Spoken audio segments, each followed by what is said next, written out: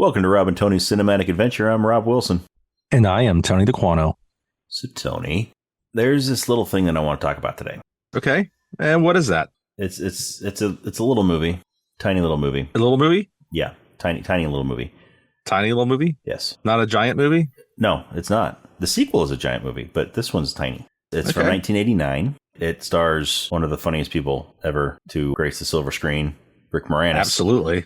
I love Rick Moranis. Anyway. I do too. Continue on. I'm sorry. But that movie that I would like to talk about, that tiny little movie is called Honey, I Shrunk the Kids. A rather delightful movie, actually. Yes, it is. It is quite delightful. It's a movie I actually have a fond memory of, even if I have not watched it as many times as other movies that were from my childhood that I found delightful. But I have watched it, and yeah, it's delightful. And it's not just Rick Moranis. It's funny, I was thinking about it because, it also has a few other people in here like Matt Frewer and Marsha Strassman and Christine Sutherland. And we'll get to the rest of the cast shortly. But yeah, it's a little movie, and maybe in some ways slightly forgotten. But I think we should aim to change that a little bit. I think so too. I used to love this movie growing up. I love this movie growing up, yes. We used to have family movie nights watching this movie. My dad would pop popcorn and put it in a big paper grocery bag. Yeah, it's a perfect movie for that. Mm-hmm. It's a perfect family movie. Oh, yeah. Because it can appeal to any age within that group. Mm-hmm. And it's not one of those family movies where the parents are like, this one again. No, this is one that's truly for the entire family. And there used to be more movies like this. Yeah, there were. But then the turn of the century happened. Yes. And this one was actually from 1989. It was actually released around the same time as Batman. Yes, it was. The 89 Batman movie. Yes, it was. But it's a very different movie than Batman. It's a very different movie than Batman. What I did not realize is that this was directed by Joe Johnston, who directed another movie of that era that we are both fond of, The Rocketeer. Yes. I have not seen that one in a long time. Yes. We should probably do it sometime on the podcast. Another kind of 90s family movie that some people are also very fond of, Jumanji. Yes. He directed Jurassic Park 3. And then most recently, one of the ones that he directed was Captain America, the First Avenger. Yes, he did, didn't he? But what I was not aware of is that he worked on the visual effects for Jedi, Raiders, Empire, and A New Hope.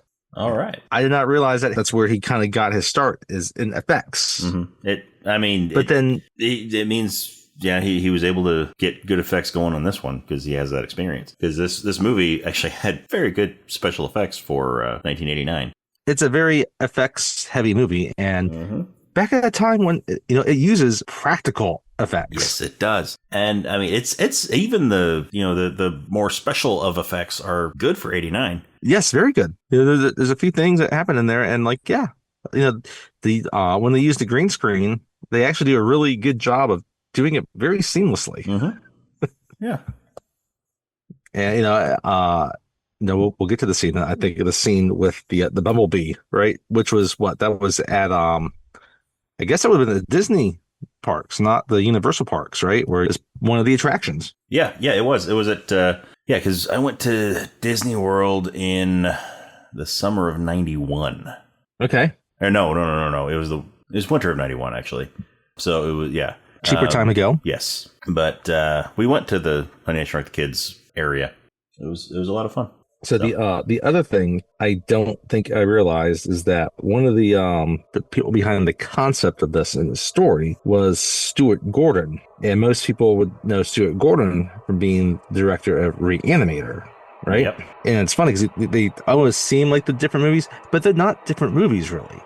They're both about mad scientists. They really are. They really are. Right? And this is just one that's more aimed at families, right? And in the 60s, Disney had a bunch of movies about mad scientists that were aimed at kids, like the Absent-Minded Professor, right? Mm-hmm. Or was the one with Bed Knobs and Broomsticks with Angela Lansbury? Was that Disney? Yes, it was. I don't know if she was technically a mad scientist, but she was a witch. She was a witch's apprentice.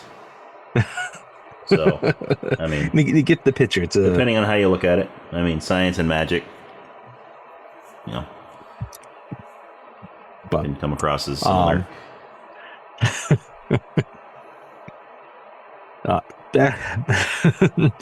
Back to the movie, though. Yeah, I love this a lot as a kid. We had this on Laserdisc, and I watched it a lot. Yes. Right? There's certain visuals that just kind of stick out, and there's even a couple jokes that just stuck out. And a few of them that I didn't get as a kid. Like French class? And I get now. Yes, like French class.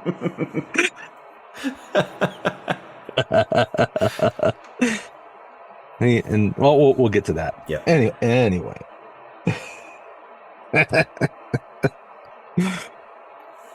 Yeah. Again, it's good for the entire family. Yes, it is. And what I didn't realize until watching it, just like for the podcast, was the music was done by James Horner. Yes. Which, I mean, kind of surprised me to a certain extent. Because, you know, his music seems to be more in like the bigger, more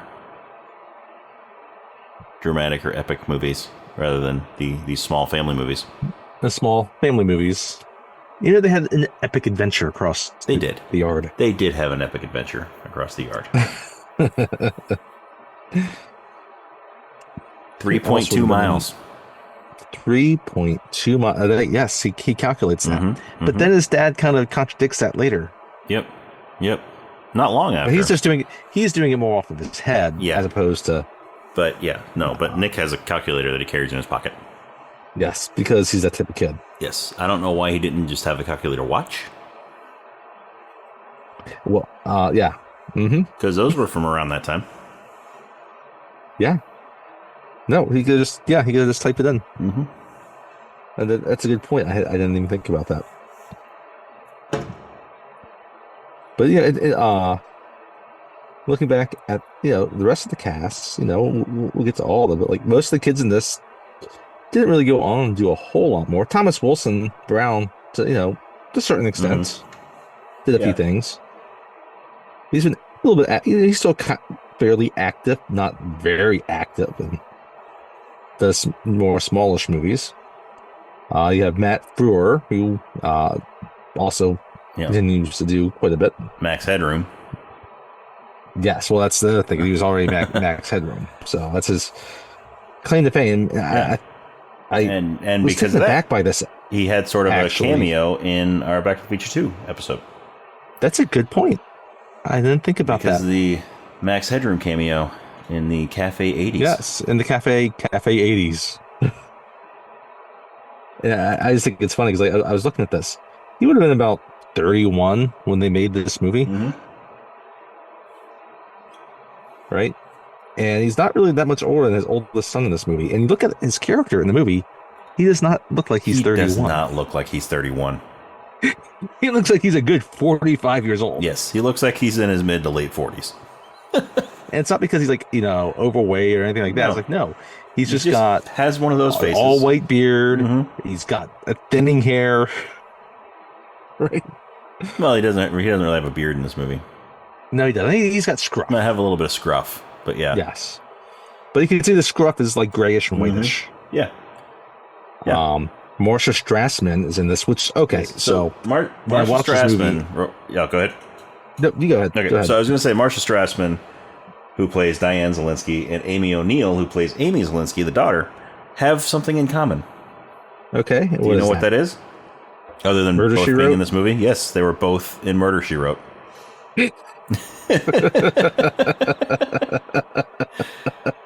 And Marcia Strassman was also in Touched by an Angel. Touched by an Angel.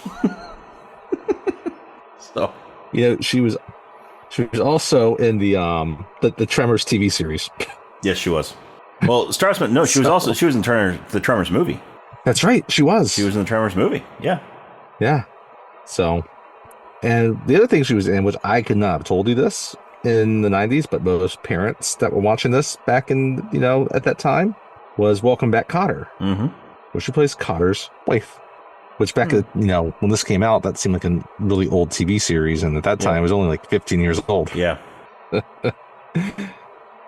then finally, you have Christine Sutherland, who, if you're familiar with the Buffy TV series, plays Buffy's mom. Yep, plays Buffy's mom.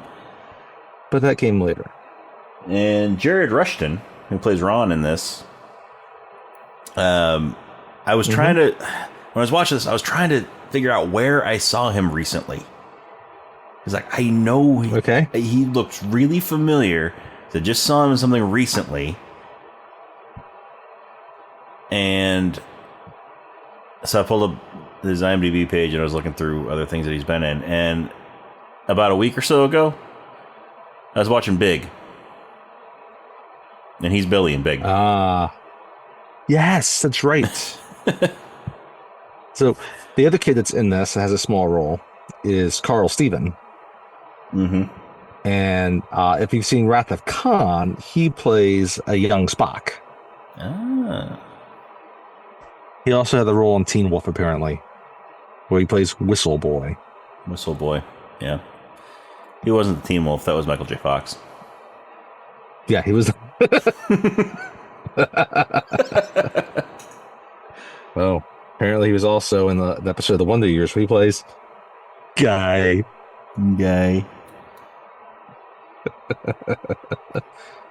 There is one other person that we should note in this, and that is one Frank Welker. Yes, I was just about to mention him too. Frank Welker. We haven't really gotten into him a lot in our movies, but he's been featured in a lot of our movies. He has been featured in a lot of our movies. He is one of the most well-used voice actors, in all of cinema and animation. For the last everything. 50 years. Yeah. Frank Welker has done it all when it comes to voice stuff. He's a legend in the voice acting circuits. He's done a bunch of voices recently for the Transformer movies, right? But he goes even further back into that with Star Wars. I mean, anything you can think of. Prancer, Christmas Tale, Prancer vocal effects, right? Believe it or not, he does a lot of dog stuff too. He does a lot of dog voices, dog sounds. Yeah, no, he's done stuff with Scooby Doo. Not just Scooby Doo, he's done like Fred Jones, right? The list really goes on. He was the voice of Nibbler and Futurama. He played Bigfoot in a Goofy movie. Voiced a bunch of the dogs in the Garfield TV series, right? The voices and the reindeer and Santa Claus, Stargate, Little Giants, The Lion King. Yeah, it's you name it. He's done the vocal work. Yeah.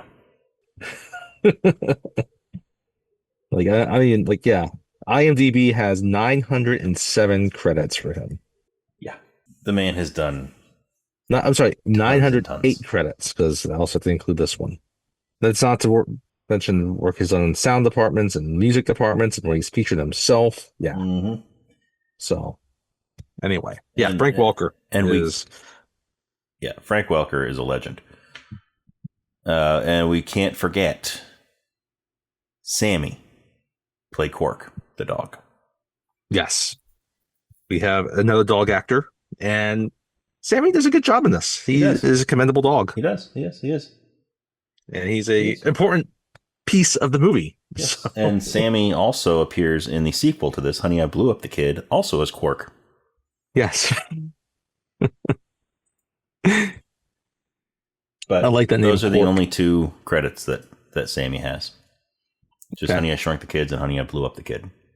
At least according to IMDb. Those are the only two credits. At least, well, I would trust it. Mm-hmm. But as we said, we touched on him at the beginning of the intro, but Rick Moranis. Yeah, Rick Moranis is fantastic as always in this movie. And it's funny, it's obviously he's the person that's trying to sell it because, it's really, the kids are really a bit more like the lead, even though he's, a lead too. Mm-hmm. He doesn't have too many movies where he is the lead. But this is before I saw Ghostbusters. I guess I probably, technically I saw Ghostbusters 2 before I saw this. But this was a movie where he first kind of stuck into my mind. So this is one of the movies I just completely associate Rick Moranis with. Absolutely. I'm not sure which one I saw first, this or Ghostbusters. Ghostbusters movies and Strange Brew.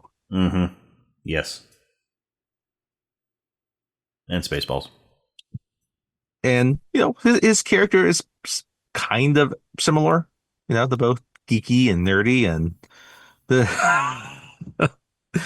I guess his character is almost more like Egon in this movie than his character in Yes. His character in Ghostbusters, I mean, he's an accountant. He's not a scientist. Yes.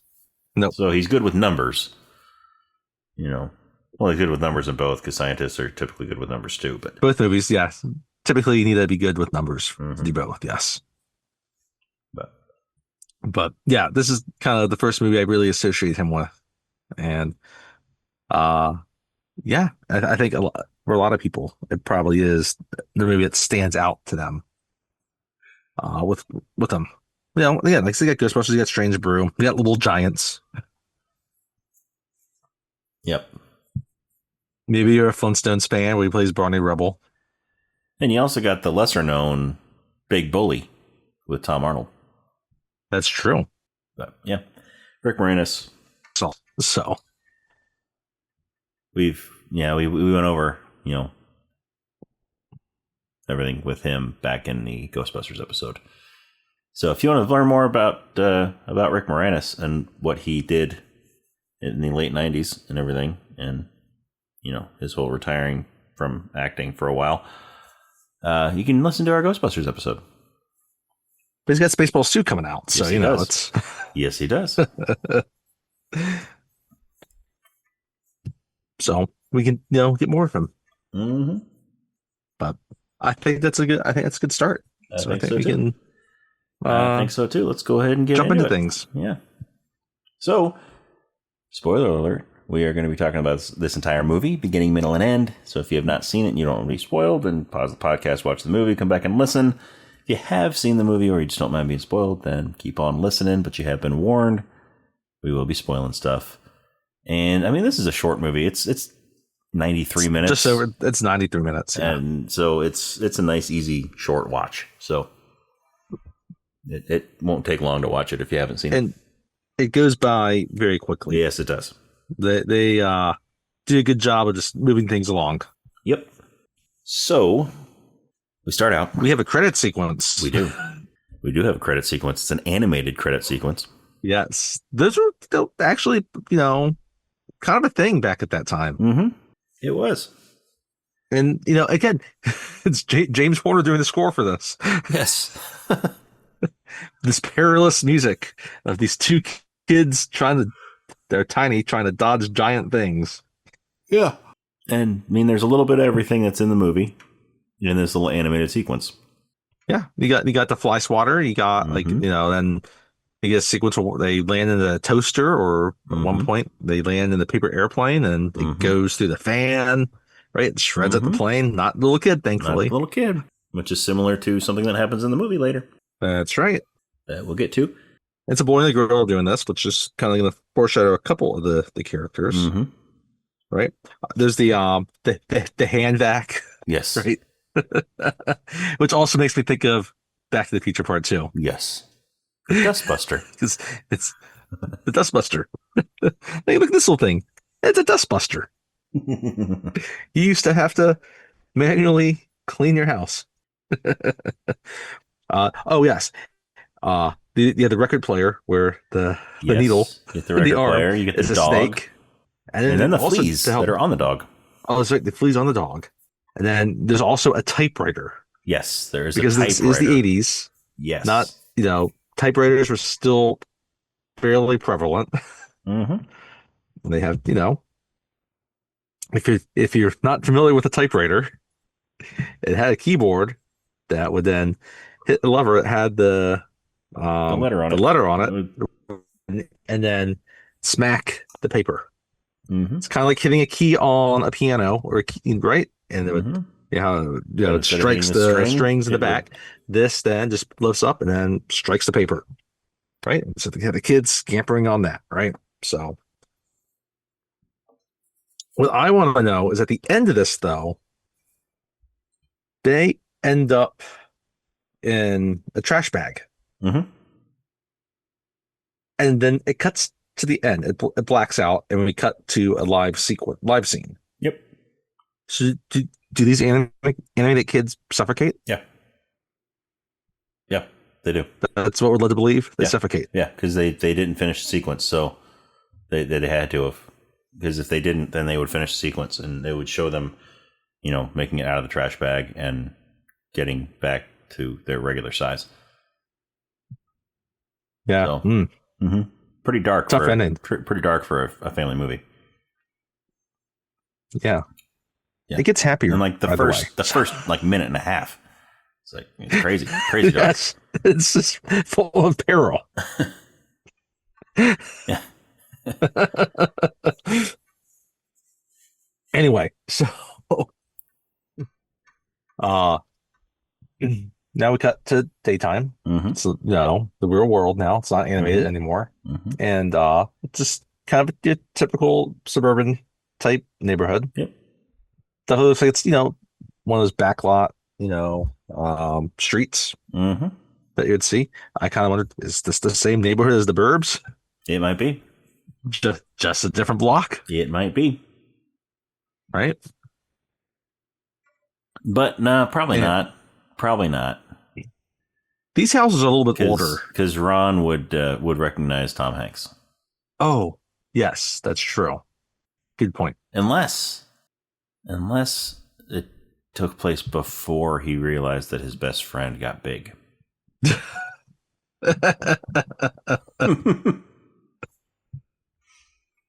Anyway, so the houses are also a little bit older. At least the two main houses that we see. Yes. Happening here, kind of a little bit more narrow houses with the very steep pitch roof that has like the attic. Yeah, without much space between long ways across the house. Yeah. Right, and they got like the mailman, and he's delivering. It's early in the morning. Right, and he gets to the house, and it says the Selinskys on the Selinskys, right? Box. It's a family of 4, and they are Wayne and Diane, Rick Moranis, and Marcia Strassman. And their 2 children. You have Amy and Nick. Amy, played by Amy O'Neill, which I look at that and I just need to fill it in and say April O'Neill. Yeah. Yep. And then Robert Oliveri plays Nick, right? Amy's older, Nick's the younger brother, right? And they're in the kitchen, and Amy, she's your typical teenage girl. She's talking on the phone. She's talking with her friend about going to the mall, about hoping this boy is going to ask her out on a date. Yes. Not just a date, no, a dance. There's a dance at school. There's a dance at school on Friday. And she's hoping that this boy is going to ask her. And she's supposed to go meet him at the mall. It's Saturday, and what are they going to do? They're going to go to the mall, right? But, she's watching it over her little brother, and we look around the kitchen, right? It's a smallish, squarish kitchen, and it's kind of messy, right? But there's all these like little inventions, electronic things. Yeah, like, kind of coffee pots. Kind of like Doc Brown's kitchen. Yes, very, very, very, very good connection there. Yeah. And like the coffee pot's like solar powered. Yes. Right? Sorry. Yeah. Yes. Yeah. It like turns toward the sun and all that, and the panels. I don't know who it's pouring for right now at this point, but pouring for somebody. Because the kids both seem kind of young to be drinking coffee, especially Nick. Yes. But especially Nick, he looks like he's probably between 8 to 10 years old, maybe. Yeah. Right? Somewhere in there. About 10. 8 looks a little young for him. Yeah. I'd say about 10. Yeah. And he's just, sitting at the table and kind of bothering his sister a little bit, and she's talking on the phone, and I like that. Again, this is 1989. He's wearing she's glasses, on the cell phone, right? Nick is wearing glasses. He's got a white coat on. And he's got a white bathrobe. Lab coat on. That's right. He's got a white bathrobe with a pocket protector. Of course, he has glasses. He's got a white bathrobe with a pocket protector to show that he is your stereotypical 80s nerd.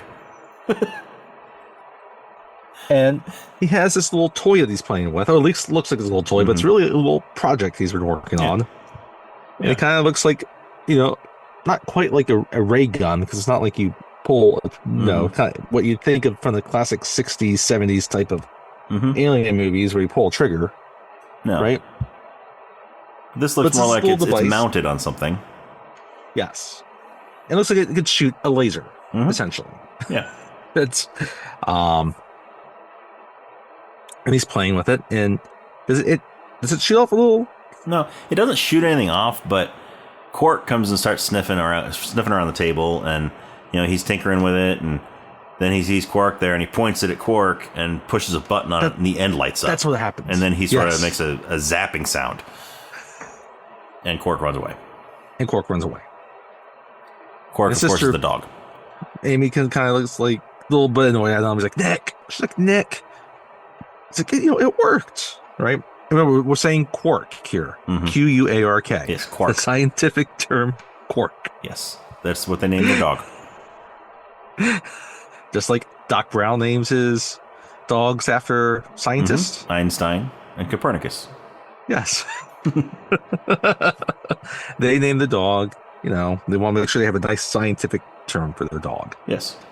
But I like how she's wrapped around the cord, right? Yeah, because while she's talking on the phone, she's sort of just walking around the kitchen and like turning around and spinning, and when she hangs up the phone, she's all wrapped up in the cord. She's got long blonde hair, and then she's also talking about how her mom and dad had a fight the other night, and how her mom went to stay at her mother's house. At her mother's house, right? It's like, but she should be back. And then Nick's saying like, is mom coming home today? It's like, no, she's got to work. Yeah, she'll be home this afternoon. She'll be home this afternoon. You shouldn't worry. Yeah, which I mean, that's really they kind of really just barely touch on that whole subject. Yes, I mean they touch on it here or there about certain things, but just in more like when they do it later, it's really just more of a not as serious. It's just kind of just more general family life stress. Yeah. Right? As opposed to being like a potential serious issue happening. Yeah, because they don't seem like, they're unhappy with each other. Right. Their interactions throughout the movie are not the interactions of, a couple that's on the verge of, divorce or anything like that. But, we get the sense, and we'll find out later, it's like currently she is the breadwinner while, her husband is trying to develop this project, this invention. Yeah, right? She's a real estate agent, and he is an inventor. See that later. He's an inventor, and sounds like, we'll hear it later that he had, I guess, another job where it was kind of like a steady income, as opposed to right now where he's trying to get a grant and patent an invention, right? I mean, you can just tell because like the house is kind of a mess, and so he's working, right, on this project, right, and while she's working full time outside the house, so all the housework doesn't actually get done as much, right? It's kind of a mess. Yeah. Right? So, but then we cut upstairs, right? And we're in the attic, right? And we see, Rick Moranis right in there, right? And we see a larger version of this, like, machine, this, gun that Wayne is working on. Yes. And he's got a welder's mask on, right? Yeah. So Wayne Zielinski is, the father. He's working on a larger version of this little toy ray gun looking thing that Nick was scaring the dog with. And he's real happy to show his dad that he finished his. Yes, and he comes upstairs with his little thing, right? And he's too busy for his son right now. Yep. He's really concerned because he has a demo later that day. Not so much a demo for the thing, but he's going to talk about his theory to a board, like, I'm guessing at like a local university or something to that effect. Yeah. And so he's really focused on perfecting this. right? And so, Nick or Nikki, as his sister, as Amy calls him, he kind of leaves very kind of disappointed, right? I like how they set up this basement, right? It's like his lab. I kind of like that. That's what I say. It's not like a lot of times we think it might be in the basement. No, this is in the attic, right? It's in the attic. I like it. I like the whole setup, right? You have a chair and like a couch. Yeah. Right. His thinking couch. Very simple set design, but it's effective and it's also important for later in the movie. Yes, it is. And so he gets, he finishes tightening, the screws and everything on this ray gun thing. And he puts an apple in front of it, and he, sets it up, and, the lasers are kind of shooting at it to, get a scan of the apple. Yes. Yeah. And you have a little, on the little screen, right? It kind of comes back up. You see a little diagram of an apple. And when he activates it, see, for somebody testing their brand new invention, you would think he would step back. Just a little bit. But no, he gets down there with his face inches away from this laser that's sitting right in the middle of this apple. Inches. And, the little guide laser. And he doesn't move at all. And he hits that button to activate the machine. And it fires a blast that destroys the apple. It just blows up. Destroys the apple. Inches from his face. It just exploded. So, he kind of stumbles over to the couch and sits down next to Quark. And Quark's licking his glasses because his face is covered in apple. He's like, well, at least we figured out a new way to make applesauce.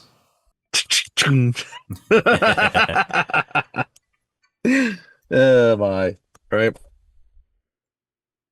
So he can't figure out why it's supposed to be a shrink ray. That's what he says. He's like, it blew up. It didn't shrink. And so he's trying to figure out why it's not shrinking things. And he can't figure it out. He can't figure it out. But he has this appointment with this grant board to to try to get a grant for it. Proceed with it anyway. So while all this is happening, we get introduced to the next door neighbors. Well, actually, no. Before the next door neighbors, we have so Amy is making breakfast. That's right. Yes, and they have a little intercom system messaging type. Yes, I always love this. It's not exactly an intercom, but she punches in the code for breakfast on there, and there's a board lights up, like an applause board up in the attic that says breakfast, and then he types on the computer, and he's like, he's got his massive gloves on, so he can't type properly, and it's a nice precursor to texting or instant messaging. Yeah. So he starts typing on a keyboard, and sends a message down. Be down in 5 minutes, and it prints out on like a receipt printer, almost like a ticker tape printer. Almost kind of like ticker tape, where like you would get back a lot of calculators used to have that type of tape that would print off, and you would type it in also, right? Yeah, but I guess actually, before we kind of met the neighbors before breakfast. Because it was when he was welding. When he was welding. So when he's welding, he's making a lot of noise, and the house next door, right? Again, this is Saturday morning, right? And so the thought I had, just since we're talking about that board, since I have in my head, not just a lot of this kind of reminds me like if like Tim Allen was a mad scientist, or kind of remind me like that's what his house would look like. Yep. Right. Yep. Tim Taylor was Tim the Toolman Taylor. Tim the Toolman Taylor was a mad scientist. He was not a scientist. He wasn't nerdy. He wouldn't have an invention like that, but he would create all types of things and try to You know, a solar power coffee pot would not be beyond his thought process. No, it would not. So, but he would probably make it brew faster system. and hotter coffee. Yes. Because he wants more power. I also like how later we'll find that, you know, Quark has a system where he can choose which biscuit he wants. And he can hit it with his paw. Yes. It gets a nice delivery system. Quark is a very smart dog. Very smart dog. Yes. But yeah, so we meet them briefly, though, right? Because he's making a bunch of noise upstairs. It's like 8, 9 o'clock in the morning. Mm-hmm. Right? And he wakes up his neighbors, Big Russ Thompson. Yep. Played by Matt Frewer. And, you know, he's, you know, gets up there with his wife, Marsha, Diane. I'm sorry, not Diane. May, played by Christine Sutherland. Mm-hmm. And, you know, she's fine. He's kind of upset that he's being awoken. Yeah. Right. On a Saturday. And he's got a plaid robe on. Right. Mm-hmm. And he's like, you know, I've had it with Mr. Wizard. Right. And so he decides he's going to go down the yard and yell up. Well, first he yells across, you know, from his bedroom up to the attic. But that's when he decides to go down to the yard and say a little bit more.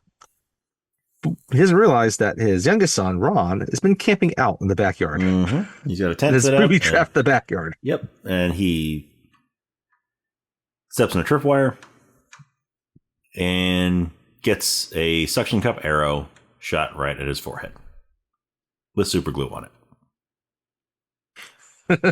And like he's like, you know, he's trying to pull it off. He's like, you know, what's on this? He's like, super glue.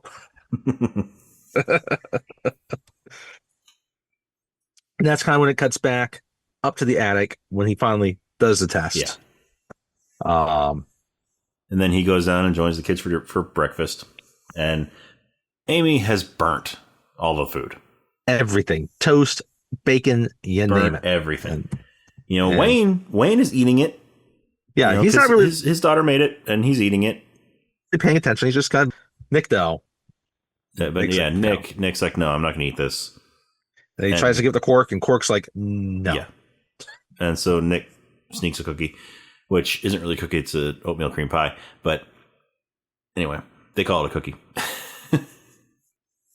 But anyway, so then Wayne has to rush out so they can go to his presentation. And meanwhile, we're back with the neighbors. And Big Russ is getting is trying to get his sons together because they're going on a fishing trip. They're going on a fishing trip. Yes. And so Russ loves fishing. Yes, Russ loves fishing. Ron likes fishing too.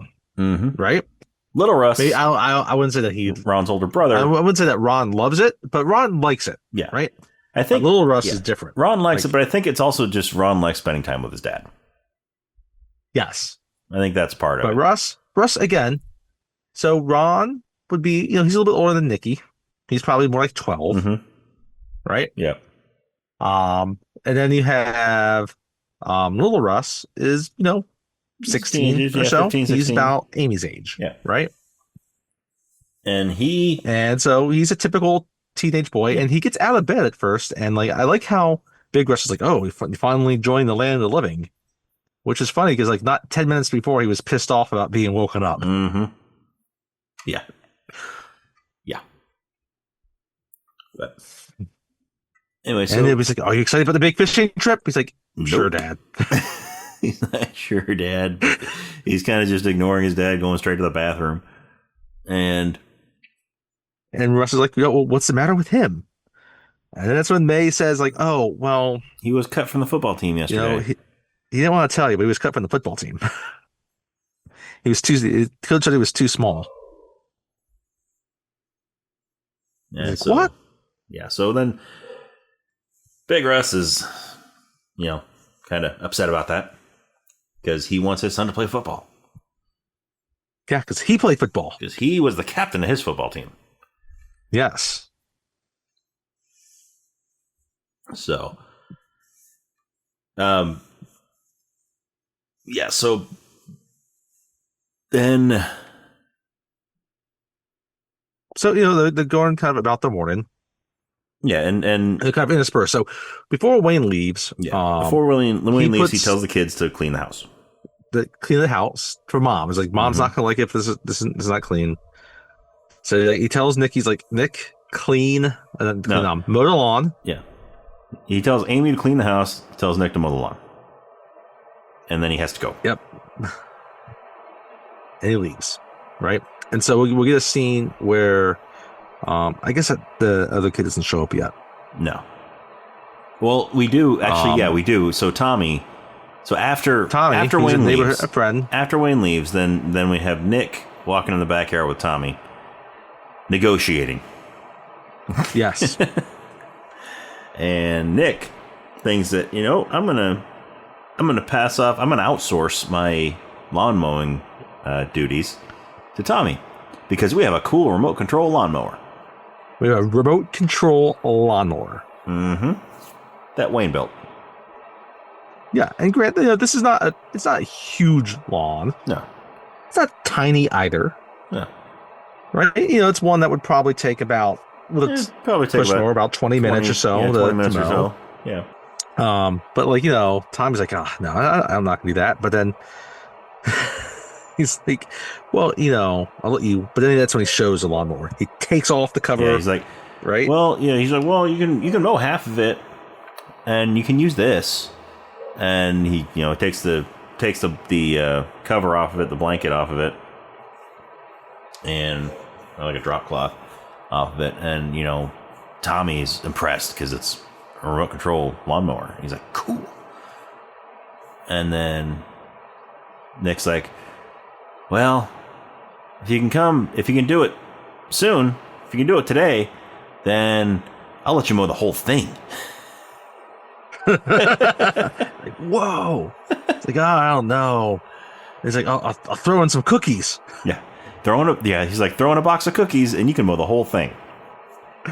And he's like, I can't do it this morning. I'm supposed to meet so-and-so. Yeah, but I can do it later. I don't know. My dad said it needs to be done today. Can I come back later? He's like, don't be too late. Yeah, okay. Oh, he'll be late. Oh, he'll be late. So he leaves, and then he, shuts down the mower, puts back the cover on it. He's like, oh, the hard day's work. So he's going to go do nothing now. Yep, he's going to go do nothing because he just outsourced his chores. And got a free box of cookies. We go back over, to the other lawn, right? And you have little Russ, he's listening to some music, and Big Russ, he's doing inventory on everything they're bringing on this fishing trip. Yeah. Right? So, and right now he's counting frozen dinners. Look at the big frozen dinners on this fishing trip. Well, I mean, it's revealed a little bit that they're going to be going in an RV. Yes. So yes, it is. Later, it's going to be an RV. There will be. Like he even packs a microwave later, so it makes sense. I love. He's like Beer Parmigiana. Yeah. Il Parmigiana. He's finally. He finally looks at little Russ like, you don't want to help. It's like, I don't know, Dad. It's like, isn't fishing one of your things? Like, no, fishing's your thing, Dad.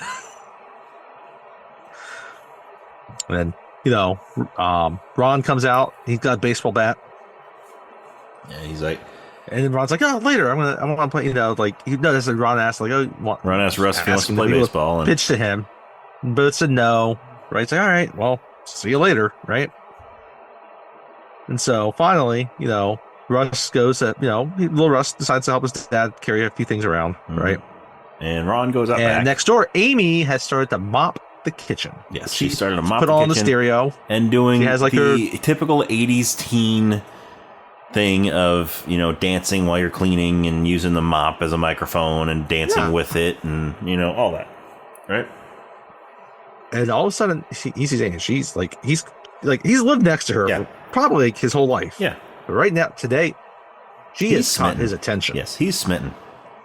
So he's watching her dance in the dad's walking kitchen. by. Dad walks by. He sees him just staring somewhere. He looks and he sees Amy staring. It's like, huh. My boy likes girls. So he takes him into the garage where he has a barbell set up. And he tells him, when I was your age, when I was on the football team, my coach gave me a set of, I was not much bigger than you, but my coach gave me a set of these. And I used these, and I gained 20 pounds of pure muscle.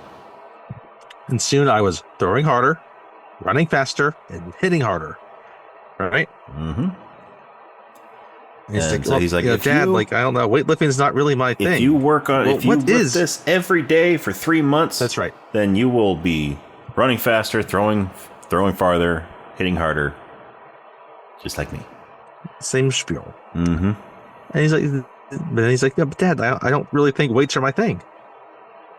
Well, we didn't. He's like, well, what is your thing? Like, I don't know. I don't know. I'll let you know when I find out. Yep, and then he just walks out. Right, and then Big Russ, he kind of just sits down there in the back of the patio. He's wearing a baseball hat. Yeah. Right?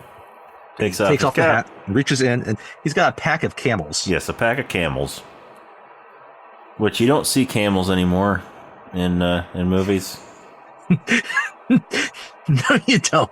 You saw camels all the time in the 80s and 90s. Yes. That was like one of the go-to brands for cigarettes in movies. But yeah, so he pulls out a pack of Camels, puts a cigarette in his mouth, and he's about to light it. And May, who's doing something in the background outside, is like, honey, Russ, you're not smoking, are you?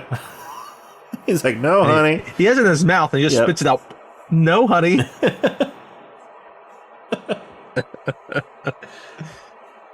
So now we cut to Ron. And Ron is throwing the ball up to him so he can hit it, right? He's tossing it up in the air, and then he's swinging at it. He misses. He's doing whole commentary, right? Like he's doing a radio or TV broadcast. Yep. He misses twice, and then on the third one, he hits it. On the third, it's a grand swing. And you watch a ball go through the Slinsky's attic window. Yes, through the Slinsky's attic window.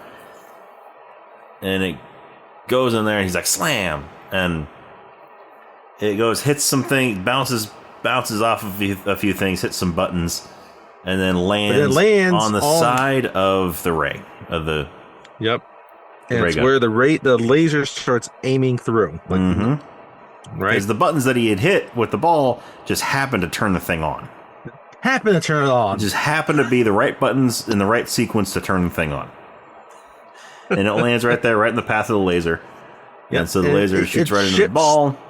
The laser a little bit, so that instead of kind of shooting, being like straight, it's kind of now instead of being like at noon, it's pointing a little bit more like 10 o'clock. And so now the gun is basically it's moving around because he had hit the automatic move button that was there apparently, and so it's kind of moving around, targeting different things and shooting them, and they're shrinking. Like it hits the couch and the chair, it hits and the they're couch, shrinking. it hits the chair. And I don't know if it hits anything else. It hits the two of them. Yeah. And it's sort of moving around. You would imagine it would hit other stuff because, it keeps on moving. It keeps on moving. And it's going to move for a while, as we will find out. Yeah. So, Little Russ sees Ron hit the ball through the window. And so he grabs him. He's a good big brother here. Yes, he Instead grabs of like just saying, him. This is okay. You're going to go tell them what you did. We're going to do the right thing. We're going to do the right thing. And Russ is like, oh, no, it's their fault. The house shouldn't be there. But I'm sure Russ also has some ulterior motives here. It's like, yeah, no, the house shouldn't be here. It shouldn't be too big. The window should have been open? Yeah. It's a hot summer day. Why is the window closed? So Russ is like, you're going to tell him or I will. And Ron's like, okay, you can tell him. he grabs him, right? Drags him over to the back door. Both Nick and Amy answer the door, and they're a little confused about why they're there. It's like, Russ, don't you have something to tell them? It's like, no. Ron doesn't have something to tell him. He's like, no. If I was like, it's like, he hit a baseball and broke your attic window. No, even before that, he says, he's like, I'm Russ. He's serious about making his brother do the right thing, and but he also wants to be able to chat with Amy, and he gets a little bit like he stutters a little bit, right? So, but then they say, he broke the window, And it's like, no, we're going to pay for it, right? It's like, it's going to come out of his allowance. And Ron's like, no, what are you talking about? Oh, then we'll have Dad pay for it. We'll like, have Dad okay, pay for it. Come out of my allowance. So I love the internet. Like both pairs of siblings are. So the four of them together have great chemistry. Yes, they do. Right. But then the siblings have great chemistry in between each other. With each other. You believe they're siblings. Yeah. So Amy just tells Nikki to go upstairs. Amy sends Nick up there to take Ron up to get his ball. Because Nick doesn't want to give the ball back. Yeah. He's like, you can get your ball back when you fix our window. No man shall pass. Yes. You shall not pass. So Amy tells Nick to take Ron up there to get his ball.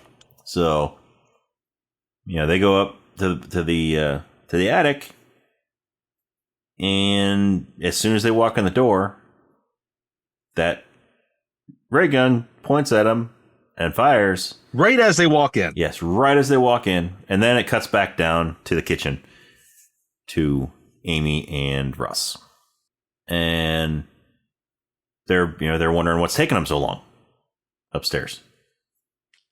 So they go upstairs. I like how they go upstairs. And as soon as they walk through the door, they get shot by the shrink ray. Because it happens to go right by them right as they walk in. Mm-hmm. And so they shrink. And right after they shrink, then that's when it shuts off. Conveniently. Finally, finally, whatever happens, it shuts down. And it shuts down. The baseball hasn't fallen off yet. It just shuts down. Mm-hmm. And so, it conveniently shuts down. Like loses power or something. Something causes it to shut down. But, the ball falls and it hits the off button. That's what it was. That's what because it's been moving around. The ball falls off and hits the off button and it shuts it down. Conveniently. I liked while they were waiting, and I might have missed this. I cut out for a second, and then, Russ is just, it's like, so you like to dance? Yeah, that's right. He's like, you like to dance? Well, like, how do you know? You were watching? It's like, I wasn't watching. Like, I saw you, but I wasn't watching.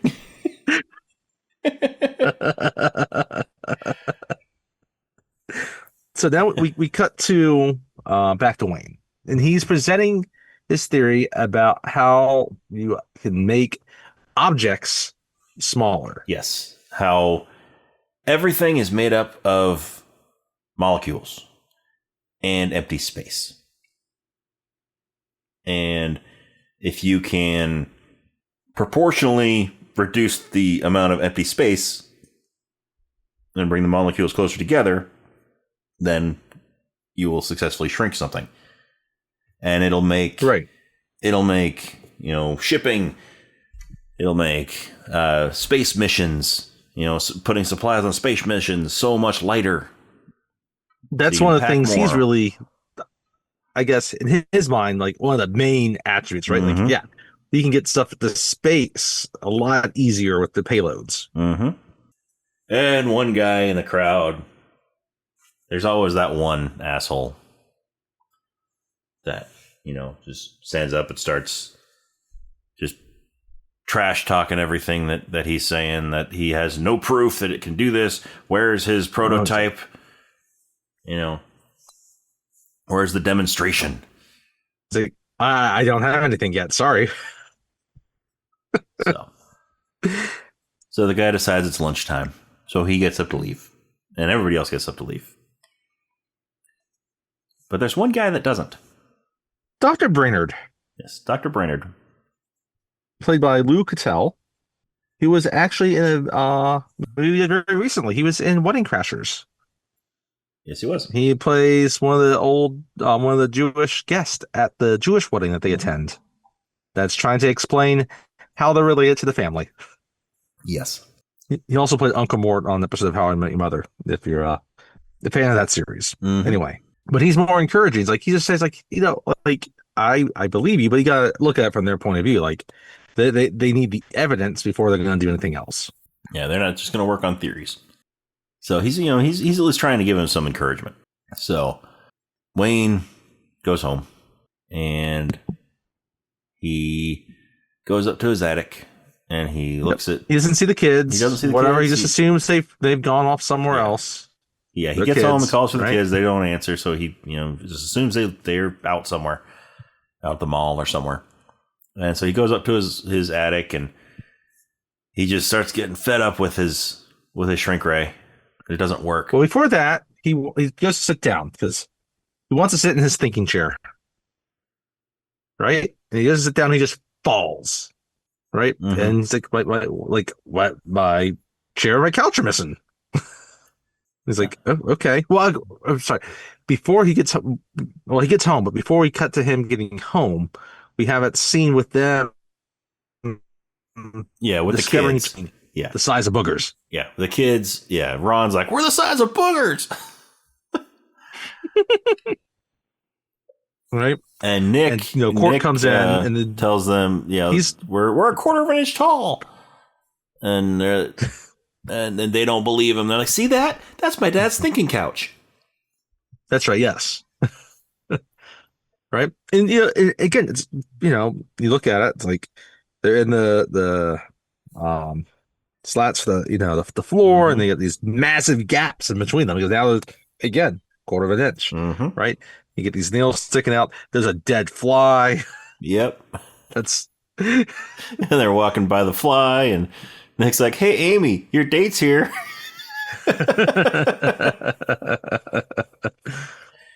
Right. And then Court comes up and he starts barking. Right. And for them, it's old.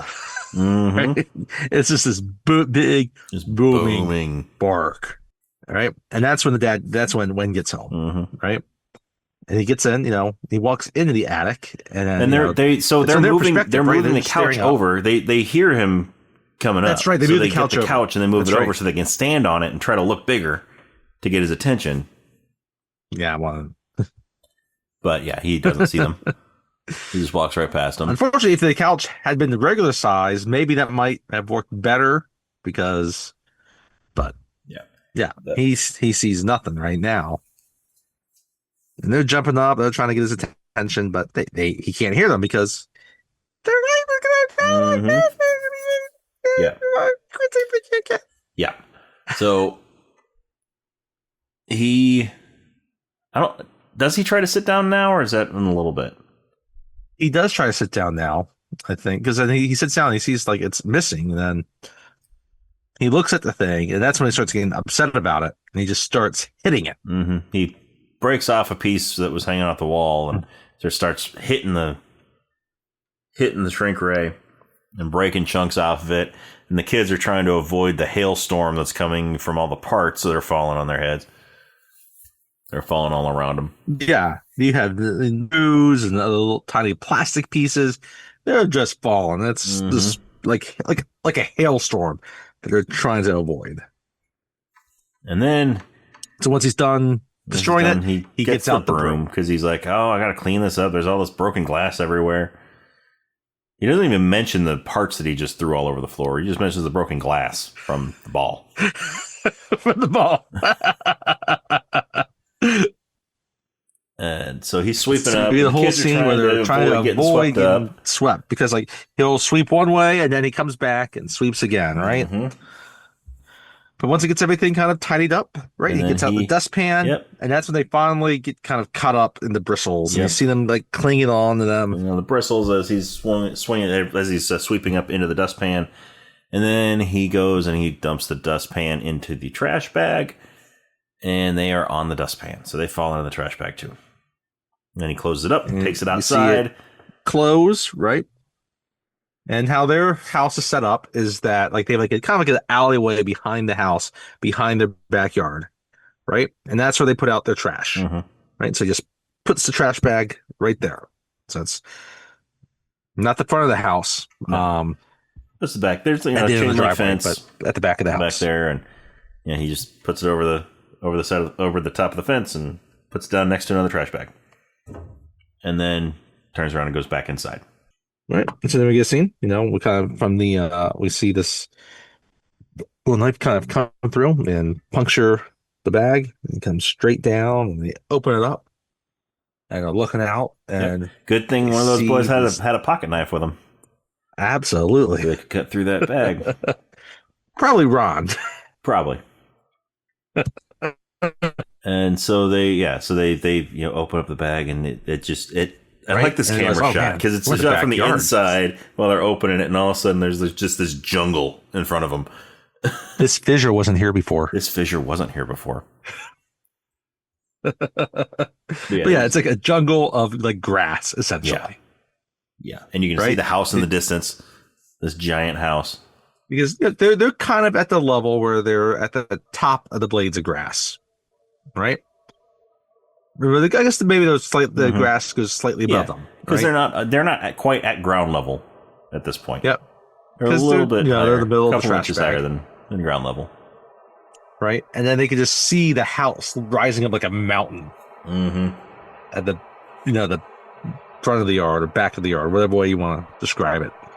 It's like, oh man, we're in the backyard, right? It's like, and he's like, Dad can fix us, right? It's like, yeah, he can fix us. Yeah, he can fix us. But we need to get to him first. So they decide, they need to cross the yard. Yeah, well, Ron decides they need to go ahead and cross the yard, so he slides down a blade of grass.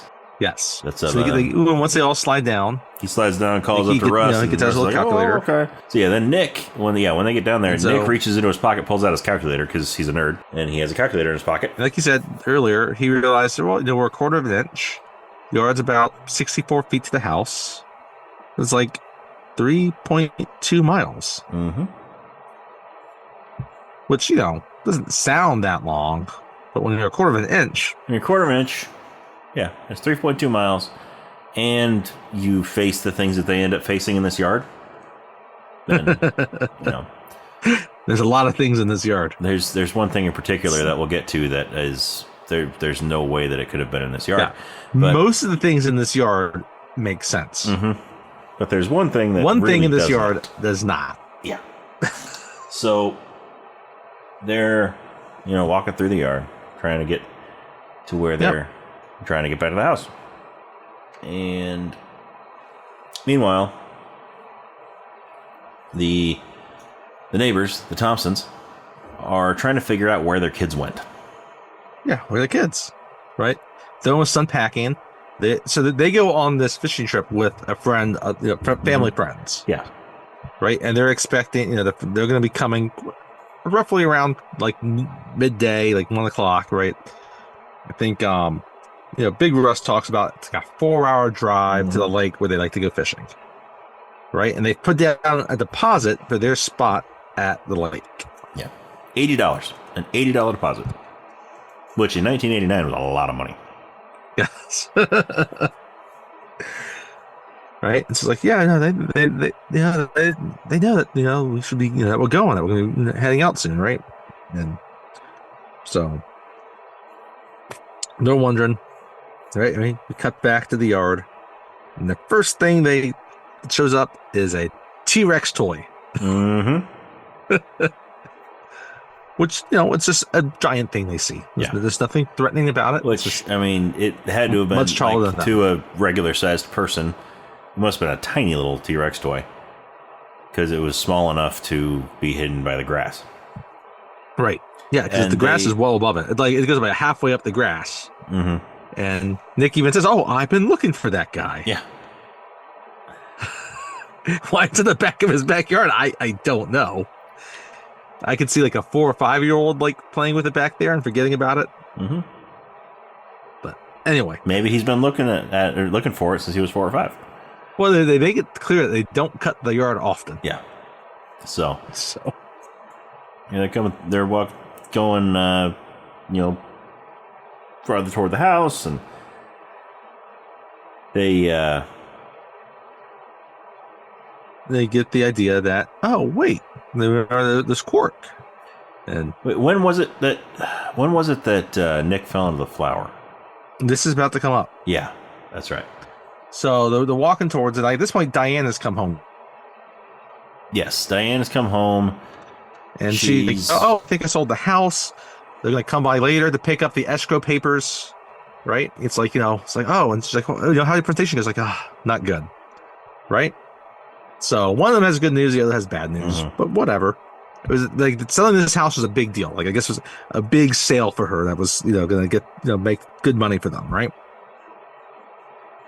And finally she's like, well, where are the kids? Like, I don't know. Guess they might be at the mall. And what's also interesting, my thinking couch is missing. It's like, the one from the attic. It's like, yeah. Right? So then you get back to the kids, and like Nick's like, wait.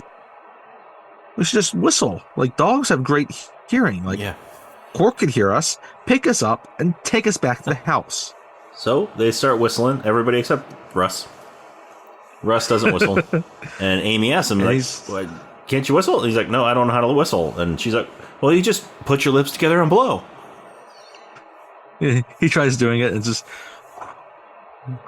Yeah. So... Right? So Quark hears him, and he starts to come out to him, but the Thompsons' cat, their mean cat, gets in the way. Yep. And chases Quark off. Because Quark is scared of the cat. Right. And so at this time, Nick has decided to climb up this flower to see Quark better, right? When that happens, right? But so when all this happens, he ends up, falling into the middle of the flower, into all the pollen. Yeah. And Amy starts freaking out because Nick is allergic to pollen. And he's like, it's okay. It's too big. I'm too little to breathe it in. I can't actually breathe it in. And then he sneezes. Yeah, then he sneezes. But Russ climbs up to get him. Yep. And so Russ climbs up there to get him. It's got little like thorns on it. So they're using the thorns like a ladder. Yeah. So while he goes up and gets him, and then while they're climbing back down, a bee comes up. A bee flies up. I'm sorry, and I'm wrong. Diane's not home at this point yet. I'm thinking my notes later. She hasn't come home yet. Oh yeah, that's right. He's still just at home. Wayne's still at home because we'll get back to him next. Yes. Anyway, so the bee comes up. Bee comes up to pollinate, and it ends up picking up Russ and Nick. So they're on its back. And there's multiple bees, like little swarm of bees, and one of them comes down and picks them up. So they're hanging on to this bee for dear life while it's flying all over the yard. And Wayne has come into the backyard now, right? And he's talking with Big Russ at kind of the other end of the yard, right? And, Big Russ kind of swats at the bee with his hat. Yep. And Big Russ, all of a sudden he starts swatting at the bat. He picks up the baseball bat because the baseball bat's still in the yard. Remember, they dropped the bat before they went to knock on the door. Yeah. So the bat's still been in the still in the Zelensky's yard. And so Wayne picks it up and starts swatting at it. And I don't know if it finally hits it, but it goes off. And he looks at the bat. It's like, wait, Nick doesn't play baseball. But I really like this sequence, right? This with visual effects, right? Because they put them on basically a robotic bee, right? And then they filmed them on green screen, right? And it's done very seamlessly, and it's very, very effective. Yeah, very, very good special effects, especially for '89. But even not just '89. So they end up flying off the bee, right? So they fall off. They fall off the bee, and they're back. They're bruised, and they got they've kind of bloodied up a little bit, but they're now separated. And Russ is from like, their siblings. Well, we're still in your yard, and Nick's like, how do you know? He's like, because if it was anybody else's yard, the grass would be shorter.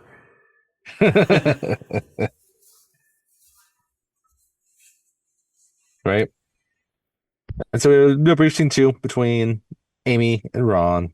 And Ron's like, this is just a nightmare. I'm going to wake up and everything's going to be okay. I'll be packing to go on the fishing trip. And he's like, yeah, you know what? Maybe this is just a dream. But this is a dream. Would this hurt? And then she pulls his ears. So finally now we go back to Wayne. He's back up he saw the broken window when he saw the bat. So he goes up to the attic and he's looking around, right? And he sees the baseball. And he sees the baseball. And he sees that there's a scorch mark on the baseball. And everything clicks. So then he gets down on his knees. And I love how he whispers. Yes. Also, he realizes they're small. Yes. If he speaks loudly, it's really going to hurt their ears. Yeah. Because he's smart. And so he's looking. He's got a magnifying glass. He's looking. He finds his couch. He finds his thinking couch. And then he finally gets to the broom. And it clicks together. Mm-hmm. So he runs out to the trash bag that he put out there. And he picks it up. And he sees there's a slit cut in it. That's when he says, this fissure wasn't here before. Yes, that's when he says, this fissure wasn't here before. I got ahead with that line. And then he doesn't say that, but he should. But but he realizes that the kids are in the yard. You know what? Maybe she did come back home because I think she did come back home. She said she was going to leave and check the mall for the kids. Yes, that's right. She's going to go check the mall. So anyway, he's now deciding that he is going to have to get his magnifying glass. Mm-hmm. He's going to get some. Well, first, light. He's got to go. He's got to get back to the house, but he knows the kids are in the yard, and he doesn't want to step on the grass and potentially crush them. That's right. So he climbs across the fence. Meanwhile, May, she's back in her kitchen and she's packing some fruit or whatever from the kitchen. And she looks out the window and she sees Wayne just climbing across the fence. And she's like, "That's a weird neighbor." Their neighbors are weird. He gets to the end, and he kind of has to jump at the end, right? Because they have a little stone, concrete patio at the back, right? And he does it, right? So that's when he gets his stilts. He gets his magnifying glass. He gets his lights. Right? And now he's walking in the backyard. Right? He's trying to be very careful as he's walking and trying to find them. Okay. All right. Mm-hmm. And so then they have a hose, right? And it's got, little. Yeah, it's got the sprinkler head there and little nozzle, right? And it catches it. Right. And so he's still trying to walk on these stilts, but he keeps pulling this hose, and the hose is, lined up right next to the spigot for the water, right next to the valve on there. And so as he's pulling on this hose, with his stilt, then it turns on the water for the sprinklers. Yep. And the sprinkler, so there's not just the nozzle, but they actually have an automated sprinkler system where it just comes up in the ground, right? Mm-hmm. And it's just spraying the water, right? Mm-hmm. So all of a sudden, now you have this rainstorm. Yep. These giant raindrops, these giant drops of water are falling all around the kids. They're trying to avoid them. And now there's this river that's formed right in the mud, right? And that the siblings are at opposite ends of each other, right? And Amy decides she's going to leap across this chasm or canyon to get to Nick, but she can't make it, right? And she falls in the water. Right? So Russ dives in, gets her out, and right now she's not breathing, right? Right now she's not breathing. So he starts to do CPR, or at least he rescue breaths. Rescue breaths, not chest compressions. He doesn't do chest compressions. Where she's clearly awake. She's clearly cognizant of what's going on. She's moving her head as he's moving her, right? Right. And she finally curls up some of the mud and the water. Yeah. So, but anyway, yeah.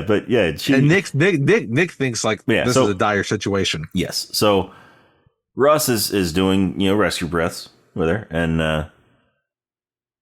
then she, coughs up the water, and she's like, "You saved me."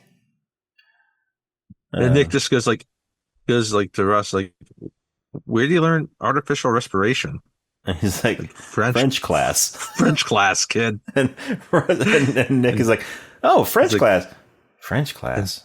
And Amy kind of chuckles at it. But then Amy's like, well, thank you for what you did with Nick. Thank you for saving Nick. And then Nick's like, he saved you too. And she's like, yeah, you did.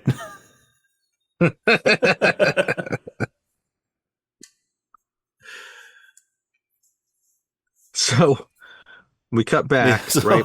So Nick is perplexed about this French class. Yes, he's going to spend the rest of this movie trying to figure out what this joke means.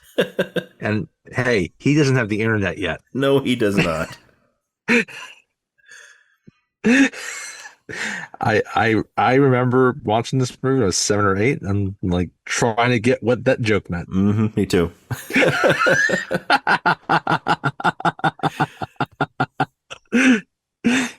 And then one day it clicked. So when Wayne gets off as Wayne's like stuck with the faucet while it's going, as he's trying to get the spigot, it's when that couple that bought the house comes up, right? Because they're going to get the escrow papers. Yeah. And he's telling them, get off the grass. So he's wearing a helmet and with like two giant a helmet with binoculars attached to it. Yes. Yeah, he doesn't have the headlights yet. Yeah. Because it's daytime. It's giant binoculars. He looks weird because he's been walking across with stilts in the backyard. Yeah, and they're standing on the grass. So he's like, get off the grass. This is Martin Aylett and Janet Sutherland, by the way. And so they, scurry over to the patio. He's like, it's very delicate. Very delicate.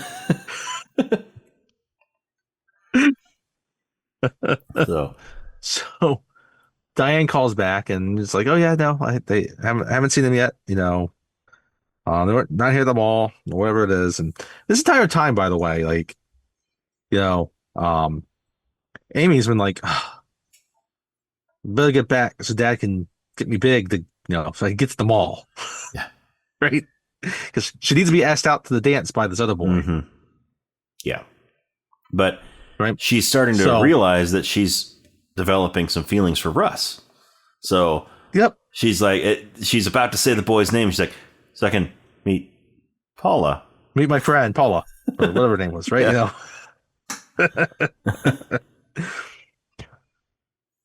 So, we kind of get back now to the Sullivans, right? And this RV pulls up.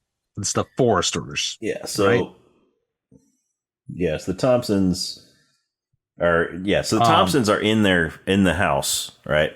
And Big Russ is putting together fishing lures. That's right. He's making fishing lures. And so, so their friends, the Foresters, pull up in their RV. And he sees them out there, so he's going to go and greet them. But he's got some feathers from the lures stuck to his fingers. Yes. And so he goes out. Since they can't find the kids, Well, before he goes out, it's like, we got to tell him he can't go. Like, oh, what are you going to tell him? I'm like, oh, tell them the truth. Like, I can't tell them the truth. So he goes out and they have this little handshake that they do. But again, he's got the feathers on his hands. So he tells him, oh, you're going to have to go without us. It's like, oh, why? And then he's like, it's May. She has some plumbing issues. She's having some issues. It's the plumbing. And so Don Forrester, he's like, oh, okay, I get it. But you're gonna lose your deposit. He's like, I know. He's like, but we were supposed to caravan down there. He's like, I don't know. That's what a caravan is. Make it. But you lose your $80. He's like, I know, I'm not happy about that. And meanwhile, the guy's wife's there, and she's looking at the yard. And now Wayne has put himself. He has created a pulley swing. He has created a swing. Yes, right, where it's balanced on this pole. He's on one with side, a television, and he's put a television, like an 80s TV, big, heavy 80s TV and some books and some other heavy stuff to counterbalance his weight. So he's just swinging around the yard. He's got the magnifying glass. He's got his helmet. And she's like, that man is flying. And Don's like, yeah, whatever.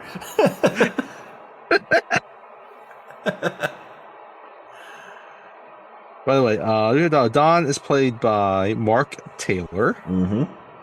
And Gloria, his wife, is Kimmy Robertson. Mark Taylor was in Arachnophobia, by the way. Yes, he was. Which is a movie we'd love to do one day. Yes. And Kimmy Robertson was the voice of Feather Duster in Beauty and the Beast. Oh. And one of my favorite movies, she plays the cruise director in Speed 2 Cruise Control. All right. That is not one of my favorite movies, by the way. I would not call that one of my favorite movies. It is the sequel to one of my favorite movies. Yes. But Speed 2 Cruise Control is very low on my list of movies. Yes, no, very low. It is very high on the list of worst sequels ever made. Yes. Anyhow, so they leave. He goes back in the house. He's sad. Right? Now, I'm trying to figure out if he's more sad that his sons are missing or that he's going to be losing $80. I think at this point it's the $80. There's an evolution of this character. Yes. Where he finally learns to accept that his son does not have to like fishing or football or weightlifting. But what about his other son who's like still doing everything that his dad wants him to do? Because he just wants to be with his dad. So, we cut back to the backyard, and they realize that they're on this like little cement circle in the middle of the yard. That's like a flagstone, right? So they're now about halfway through. Yeah. So like this, I think this is the flagstone in the middle of the yard, right? So they continue on until they come to an oatmeal cream cookie. Yes, an oatmeal cream pie. And they just call it a cookie. It's an oatmeal cream pie. Yes. And they're all really hungry at this point. Like they have not eaten. They're all really hungry. And so they go to town on this oatmeal cream pie. So they go to town on this oatmeal cream pie. Ron calls dibs on the cream filling. But yeah, so they're eating this oatmeal cream pie and breaking chunks off of it and putting some of the cream on the cookie parts and while they're doing this, they notice that there's an ant that's also trying to eat the oatmeal cream pie. And so there you go down there. They try to chase the ant off because they're like, "This is my cookie." And they get the idea that they should fight it and that they can ride the ant. How is this oatmeal cream pie hidden by the grass? No idea. Those things are not small. They're not small. And it should have been eaten by the ants to begin with. Yes. And that grass is not tall enough to cover it. No. Yet every time that they show the yard, you don't see any oatmeal cream pie. You don't see a cookie. That's the thing.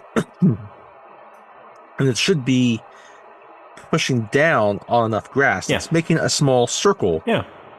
That's imprinted down in the grass. Yeah. That doesn't happen. It's anyhow. Because it's long grass. It's not that long of grass. No. It's grass that looks like maybe it hasn't been mowed in like 2 weeks. Yeah. It's not like crazy long. No, it's not like the long grass in Lost World Jurassic Park. No. Where raptors are about to eat people. No, it's not like that. It's not nearly that long.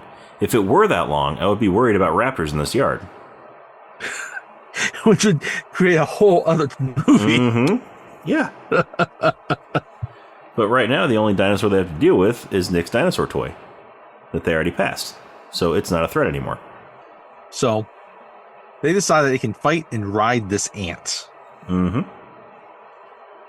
Right? So, so they're jumping. They're taking turns jumping on this ant's back, trying to tame it. Amy's just thinking about, there's one ant, there's other ants. Mm-hmm. And she's worried about the other ants. She's like, there's other ants that are going to be coming. And they say that this is just a baby ant.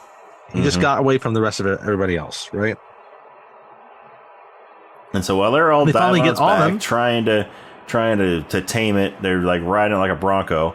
Then Amy gets the idea, like, well, how about I get part of this oatmeal cream pie? Yes, I take some of the cookie part and I just kind of subdue it with that, and leave it like a carrot, right? You know. And so they're like, "Wow, she did it!" And so they set up. They use a leaf to create sort of a cart. Like a little sled, little sled. To create like a little sled for this ant to pull. It's like a little stagecoach is kind of how they do it, right? And because Nick reveals, they get the idea. Ron gets the idea that they can ride it once Nick tells them that. Well, Nick gets the idea first that we can ride it because they can lift 50 pounds their own weight. And so Ron's like, "Whoa, 50 pounds their own weight, or 50 times their own weight," and so he gets the idea to go and try to wrangle it. And that's what starts all that stuff. And so the idea is that they're going to ride the ant back to the house. Mm-hmm. Right? They have Ron. He sits up on the front of the ant, and he's got the rest of the cookie attached to like a little twig, right? And it just keeps going after it, right? Yeah, he's like basically dangling in front of his face like a carrot.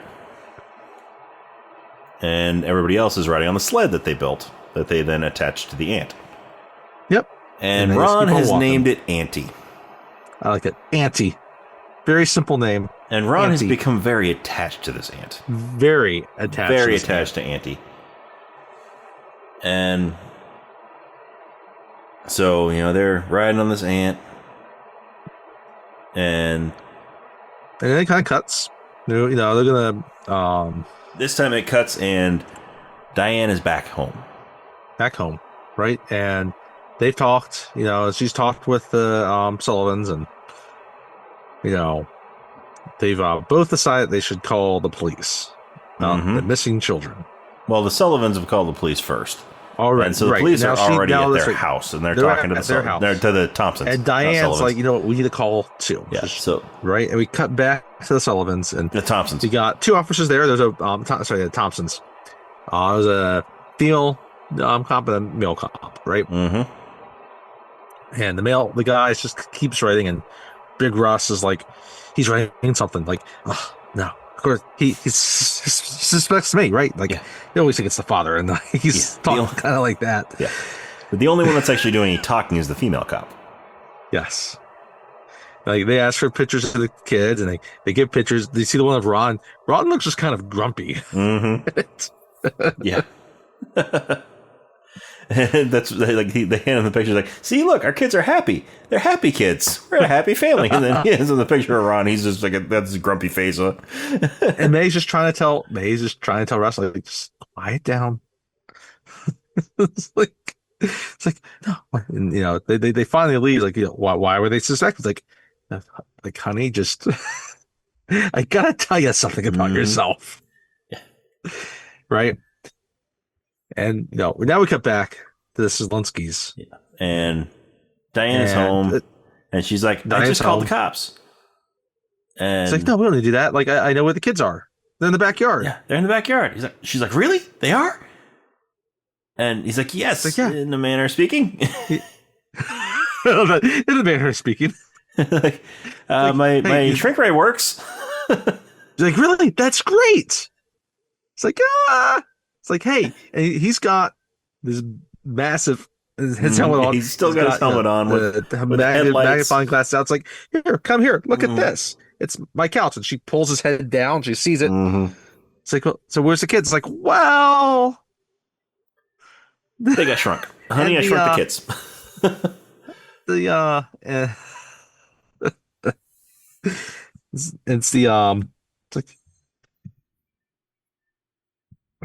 and the Thompson kids too. right? And so then, the cops, they've left that, they've They left get back Thompson's in their house. car. They get into their car and they get and the they have the another call. call, and they're like, and like, okay, it's the house next like, door. They look at it, it's like, oh, that's next door.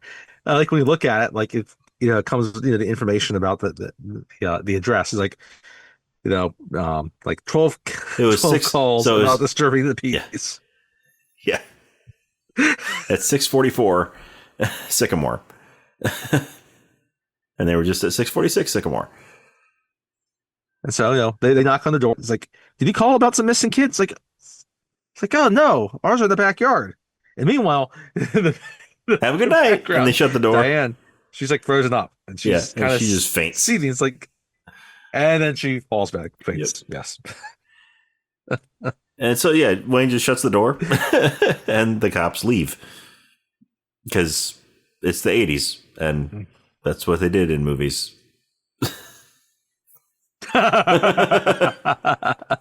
So why would they investigate that? That wasn't suspicious at all.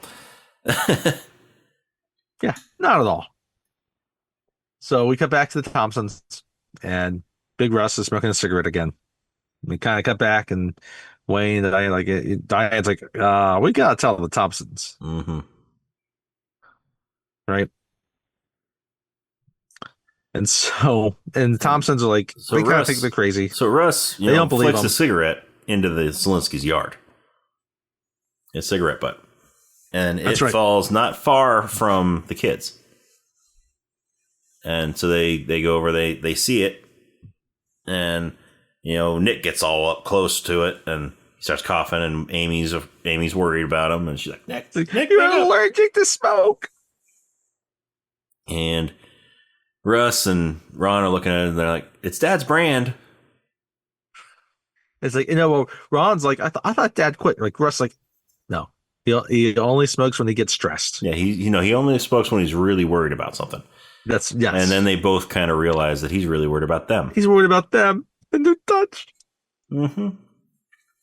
And so Ron gets an idea, and he picks up. He could use a torch. Yeah, he picks up something off the ground, a little twig or something off the ground, and he pushes it up against the cigarette because it's still against the embers, and it lights it up. Lights up like a torch. And Nick gets real excited. He's like, now we can see in the dark because it's starting to get dark out. And so they go on their way, and then it goes to the Zielinskis talking to the Thompsons. Thompson's going crazy. Yeah. Like, this is your fault. I'm going to hold you responsible. Right, but they still don't really believe that they shrunk. Mm-hmm. They can't get around that yet. Yeah. Right. So, gotta get back to the kids, and they decide to sleep in the Lego. Yeah. So they come up to because they're getting tired. It's getting late, and Nick spots one of his Legos. Yep. He's like, we can sleep in here. It's one of the ones where you have before this though, kind of standard. Before they found the cigarette, like just before they found the cigarette, they had decided that Auntie was getting tired, and they didn't want to wear him out. So they're like, okay, let's just send him on his way. He was a faithful steed, and he was a faithful steed. It's time to part ways. So they get to the Lego. They unhook the sled, and Ron tells Auntie to go. Auntie doesn't really want to go. And Auntie just keeps following Ron. He just keeps on following Ron. So Ron's like, okay, fine, follow me. And they get to the Lego. They decide they're going to sleep inside the Lego. So it's one of the ones that's kind of like the, we have one of the little tube. On the underside, there's two tubes. Mm-hmm. It's a little two-piece Lego. Right. Ron and Nick will take the top tube. It's sitting upright, so there's the top tube and the bottom tube. And little Russ tells Amy she should sleep in the bottom one, and he will just kind of sleep on the inside of the Lego. Right? He wants to sleep on the ground anyway. Yeah. And so we kind of cut back to Wayne. Wayne, he gets back to that cat clock. He's going to take it apart. Right? Because he's going to start working on fixing the machine. Destroyed the machine, so he's trying to fix it. Destroyed it earlier, right? So he kind of gets done with some of the things. And he meets Diane in the backyard, and they're talking. And So you go, I'm worried about them. I'm like, oh, they'll be fine. They're in the backyard. They're smart. And they're, it's backyard can't be that They'll dangerous. find a Right? Lego We'll look and for them they'll again in sleep the in it. morning. It's like, oh no, I'm. That's like, oh, I'm more worried about little Russ Thompson and Amy Mm-hmm. because they have no bundling bag. They have no bundling bag.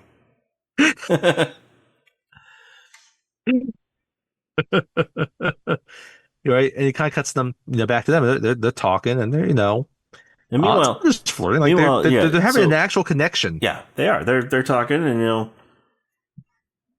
Ron and Nick are trying to sleep up at the top, and then they're saying, Ron and Amy sitting in the Lego. KISSING.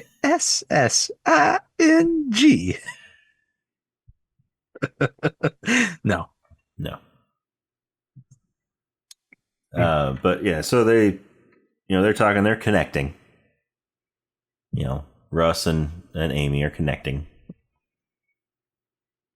And then they decide it's time to go to bed, so they say goodnight to each other. And then after Russ and Amy say goodnight to each other, then Ron and Nick, they call out, good night.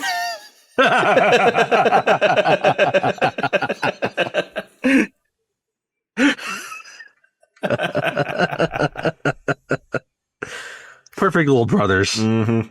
That's what little brothers are for, Yeah. right? You're the little brother. I'm the little brother. Mm-hmm. Yeah, that's what we do.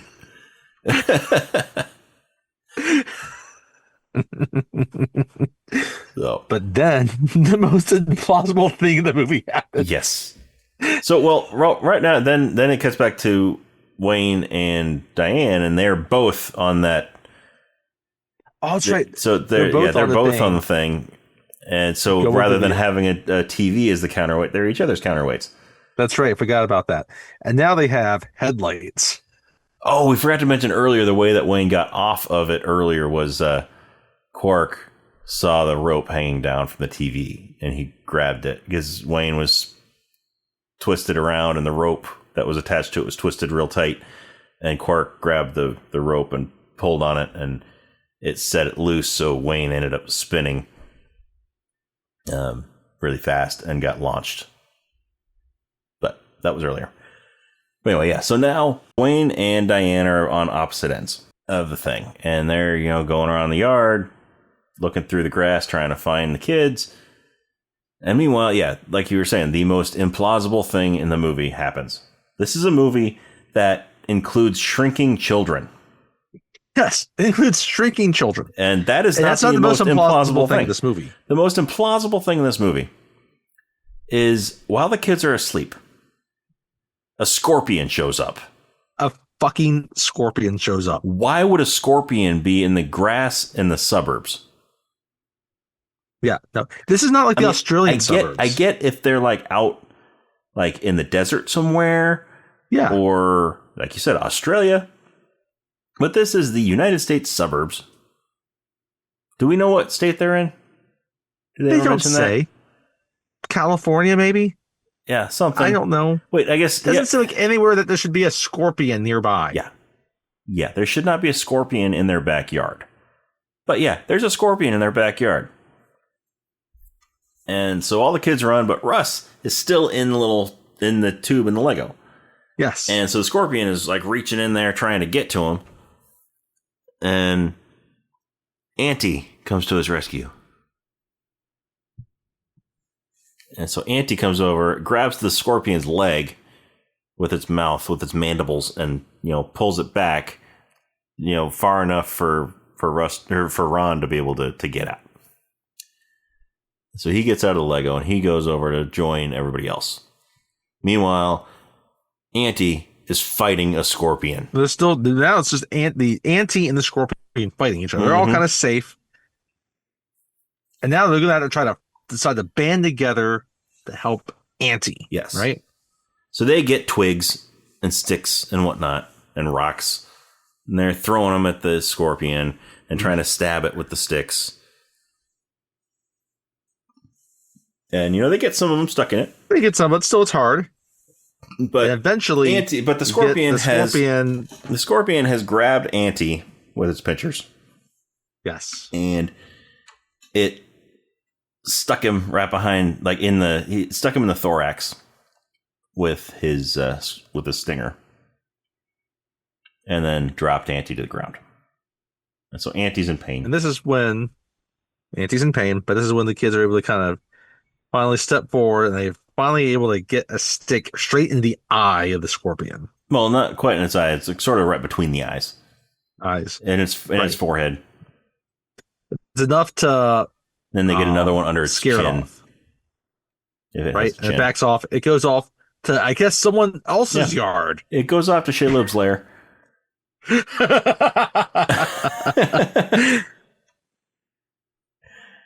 And they find Auntie, and Auntie is dying. Mm-hmm. Now, Auntie died protecting plenty Ron. Memes out there about moments that crush you as a young child. This is one of them. And this is one of them. I don't know. I've never actually seen this one in those memes. No, you don't see it in those memes, but you see Never Ending Story. Mm-hmm.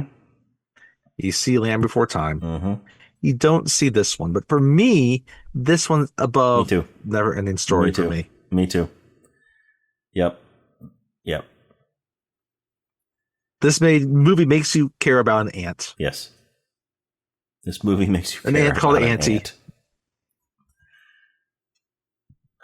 And Ron's crushed. Mm-hmm. He's really, really, really hurt by this, and they're all hurt by it. But Ron formed the strongest bond connected with his aunt, and so the aunt dies. Auntie dies.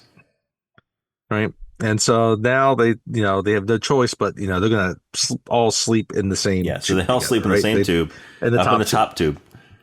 You just see, it just shows the Lego, and 4 sets of feet are sticking out. 4 pairs of feet are sticking out of the end of the Lego. What's great when they wake up is that Ron uses his booby trap.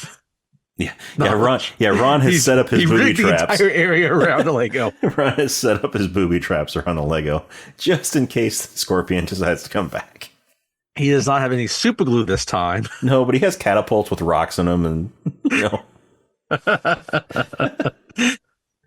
So back at the house, Diane goes in the attic and sees Wayne, and he's falling asleep right there on his device. Right, and then she wakes him up. Right, and now we get cut back, and then there's Tommy. Tommy comes back. Yes, Tommy comes He's back on a skateboard. He comes in the backyard. He takes off the cover of the lawnmower and he starts it up. Yep. And then he sends that lawnmower out onto the lawn.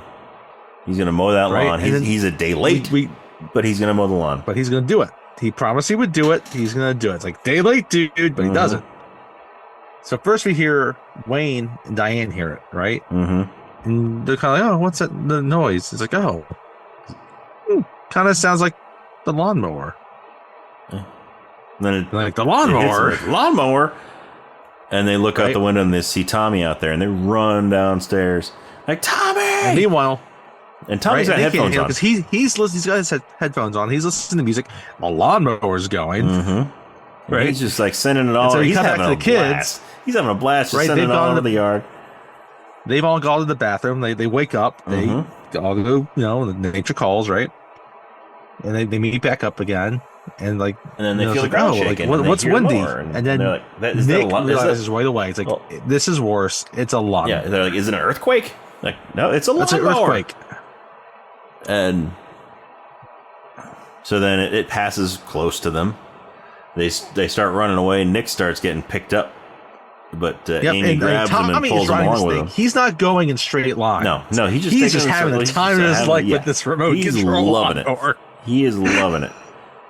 And so meanwhile, Wayne and Diane are trying to get his attention, and Tommy's also standing out in the middle of the yard. Yes. And so they're yelling from the patio, trying to get his attention, but he can't hear him because the lawnmower's going and he's got headphones on. And so then Wayne gets the idea, let's yell at the same time. So they count down and then they yell, and then he finally hears them. He pulls his headphones off and and he gets his thumbs off like the switches. So it's not. So now it's not moving forward. It's just it's idling. And meanwhile, they have still found. going. So the kids in the grass, they have found an earthworm hole, an earthworm burrow. Right. And they're going down there. They feel that they're going to be safe in there. But yeah, so when he takes his thumbs off of the controls, it stops the mower right over that hole. And so he's, they tell him to turn off the mower and all this, and he's like, I'm sorry, I'm so late. I just thought that I would still mow the lawn. I'm sorry, I'm late. It's like, oh, you saw Nick's like, yeah, I saw him yesterday. It's like, oh, okay, it's okay. Thank you for mowing the lawn, but you can go home now, Tommy. But yeah, so before he turns it off, though, Nick starts getting pulled up, sucked out by it again. Yeah, and he's holding on to a stalk of grass at this point, and they're all trying to hold on to each other. So he's holding on to a stalk of grass, each other, and then Russ grabs Nick, and then here's it. Ron that grabs Nick. I think it's Ron. Ron grabs Nick. Russ grabs Ron because Ron starts getting pulled up too. So Russ grabs Ron's ankles, and then Russ starts getting pulled also. And so Amy grabs Russ's ankles, and as she's starting to get pulled, she hooks her foot on a root. Yes. And then she wraps her other foot around the root, and they're all trying to hold on to it. And then her feet break loose of the root, and they all get sucked up into it just as they're turning the mower off. So they fly up toward the blades, but since it's starting to slow down, it just shoots them out the side of the mower instead of taking them through the blades. And so they just get thrown out into the grass. So at which point they tell Tommy to go home. He goes like, and he sees them go down, and they're like combing through the grass, right? Yeah. He's like, I thought my parents were weird. Yeah. So finally they go in the house, right? And they're talking, and then the kids then see Quark there. They really get Quark to come out in the yard, and he picks them up. Yeah, so he comes out, he's sniffing at them, and once he gets close enough, then they get the idea to grab onto his fur. Yes. And so he picks him up, and he starts running toward the house. And at this point, Wayne decides, you know what? This is like, that's a big yard. I don't know what's going to happen here. I'm going to have a bowl of Cheerios. Yeah, I'm going to have a bowl of Cheerios. But yeah, so this product placement ever for Cheerios is right here, by the way. Yes, absolutely. Absolutely. Yeah, so Quark is getting up toward the house, and the cat is on the porch. That's right. The cat comes back up. The cat's on the porch, and it hisses at him. And then Quark, he's got this new, sense of bravery. This just burst of courage, because he's got these kids to protect. So he just barks at the cat, and the cat runs off. Yes. And so then he goes inside and runs up to jumps up on the table while Wayne is eating his Cheerios. Right. He jumps up on the table, puts his face right over the bowl. And when Wayne goes to push him away, then Nick loses his grip on Quark's fur. Loses his grip, and he falls into the bowl of cereal. Right, but the rest of the kids are fine. He slowly puts his nose down next to the table so they can casually walk off. Yeah, they walk off his nose onto the table. But Nick is in the bowl. Nick is in the bowl, and Wayne is eating the cereal in the bowl. And this is nasty because Nick is all filthy, and he's like in the milk. That's no Lucky Charms milk. No, it is not. Or Cocoa Puffs milk, right? That's dirty ass lawn milk. Yes, that is dirty ass lawn milk. But Wayne, he's just busy talking to Diane, and there's a scene like and he's like scooping kind of between the bowl and his spoon, right? And you're getting some shots. Again, practical effects where they basically put him in like this pool, this giant, right, and around this giant Cheerio, and they integrate it really well. It's edited it well. It's shot well. And so Wayne takes a few bites, and then he goes down there and he scoops up another bite, and Nick is in the middle of one of the Cheerios on his spoon. And you just hear me, "Oh, Dad, don't eat me!" He's like, "Dad, don't eat me!" As he's raising the spoon to his mouth, to his gaping maw, and Quark hears him, and so he goes and he bites Wayne's ankle and tugs at it. Right, he bites his ankle, and Wayne's like, "What? Hey, stop that!" And then he looks down at his spoon and he sees and there's something. this little speck in the middle, black speck. And he's like, "Diane, look at this!" And he pulls his magnifying glass up, and he sees Nick on his spoon in the middle of a Cheerio. He's like, "It's Nick! And where are the other kids?"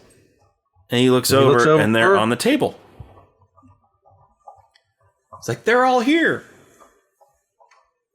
So next thing we see is they're in the attic. And with the Sullivans. Yes, with the Thompsons. The Thompsons. Why I keep saying the Sullivans? Why do you keep saying Sullivans? I don't know. But yeah, they're in the attic with the Thompsons. And they're talking about the shrink ray and how if they reverse it, they should be able to get them back to their normal size. But they have to figure out what happened first. Like, why was it? Yeah, why was it that it was blowing things up? How it was actually able to shrink them? Yeah. How was it able to work? And so Nick gets the idea.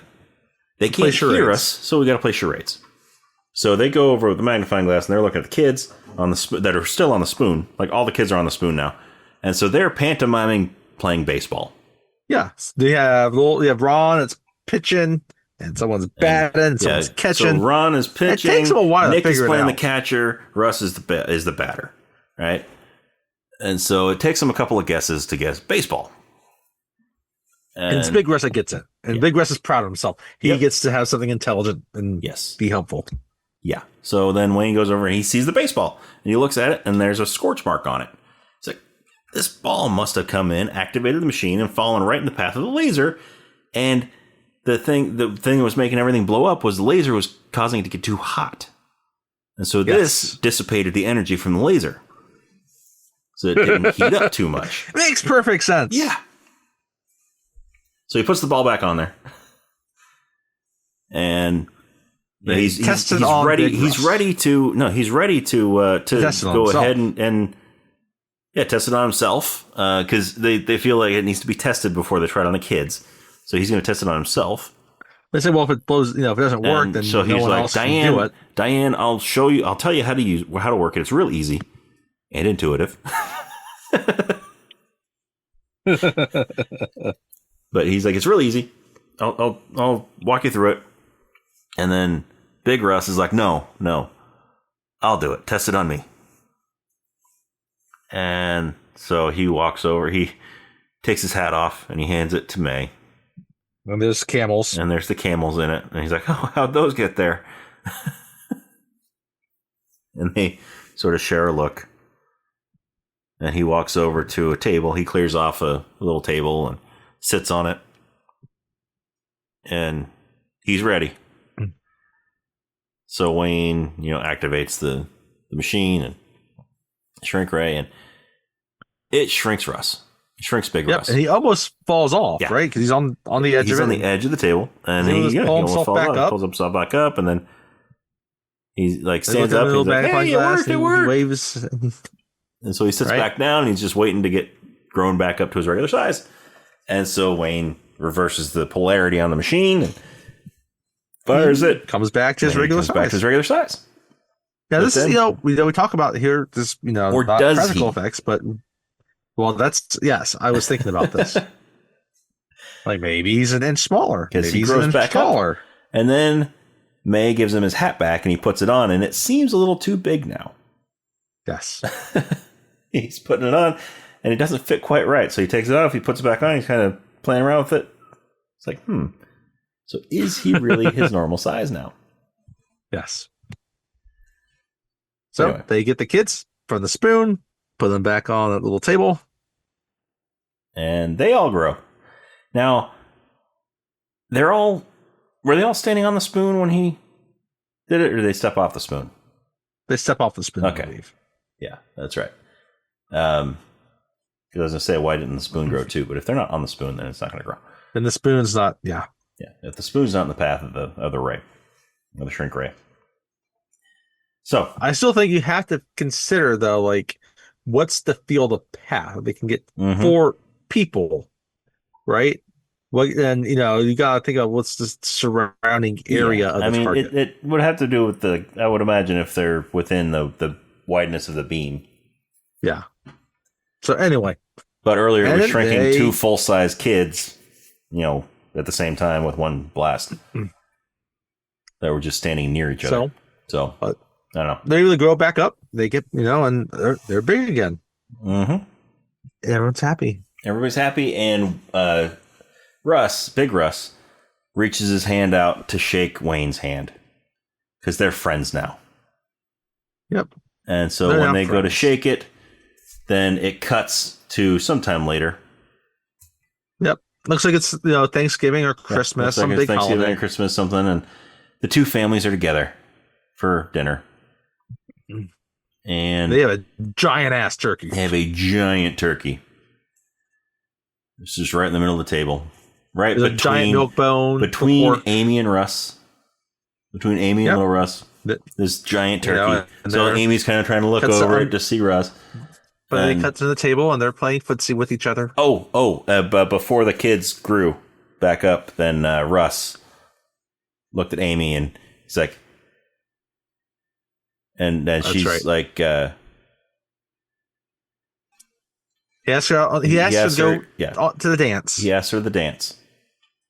And she says yes. Mm-hmm. And so, then they hold hands. And they grow back thank up. you. That's important because, they're holding hands when they expand back to normal size. And so, now they're at dinner. And, Quark is under the table with a giant bone, a giant Alpo bone. And, the kids are all sitting around there, and the adults are sitting around there. Amy's trying to look over the turkey at Russ, and they're playing footsie under the table. Yep. And Wayne is just like, well, I guess I have to carve this thing. Giant turkey.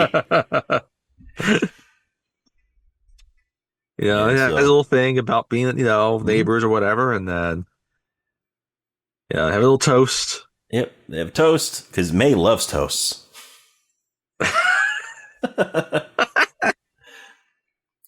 And it cuts to Nick. It starts to go like do the little circle down in. Yeah, it's nothing close. Yes. And then just before it goes to black, then Nick's like, "Oh, I get it," and it comes back out. He's like, "French class." And he throws his head back and laughs. And the little 8-year-old me is like, "What? French class? What does that mean?" So then, the circle closes again, and it goes to credits. That's Honey, I Shrunk the Kids. That's Honey, I Shrunk the Kids. Exciting little movie. Fun movie. Good family movie. It was really good to rewatch it after so many years. It really was. I think it's an appropriate one to do. It came out in the summer. It was a big summer hit that year. And for a long time, it was a movie I kept coming back to. Mm-hmm. And showed it to my family. And I got to see it from a different perspective this time because of that. Yep. Yeah. Again, it's a brisk 90 minutes. It's a fun little movie. So, I'm glad we did this one. Me too.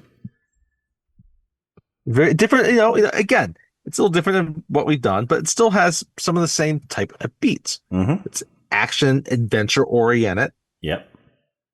Just aimed at a slightly broader audience in a way, I guess. Yeah. But it was back when family movies were truly for the whole family. Yes. When it wasn't just a kids movie that, parents are forced to take them to. Right. It was a family movie that was truly a family movie. The whole family has there's something in there for everybody in the family. It was one of those ones where too, you weren't afraid that it would be too much content for some of the younger set too. Yeah. So it was such a good movie. I mean, there's just slight innuendo with the whole French class thing. Yes. Mom worried about her daughter, spending the night with this boy. Mm-hmm. Right? And all that go. It's all these other things. There are plumbing issues. Yeah. I thoroughly enjoyed watching this again. So did I. So did I. And it's good. We did a good kind of family Disney oriented movie last year. We did Finding Nemo. Mm-hmm. And now we have one this year, Honey, I Shrunk the Kids, because those are part of the summer blockbuster experience. Yes. Even though like Superman's a movie you could take a good range of your family to, but it's different than kind of the family movie type of genre. Yeah. I mean, Superman is still PG-13. Yes. No, it would be intense there's intense stuff in this movie. I get it, but there's a scorpion in the suburbs that kills a lovable ant. Yes, that kills a lovable ant that we've all grown attached to. But then again, I watched Bambi and I watched The Land Before Time. Yeah, and those mothers that die in those movies. Those are mothers. Those are not an ant that has become their pet and their friend. That's right.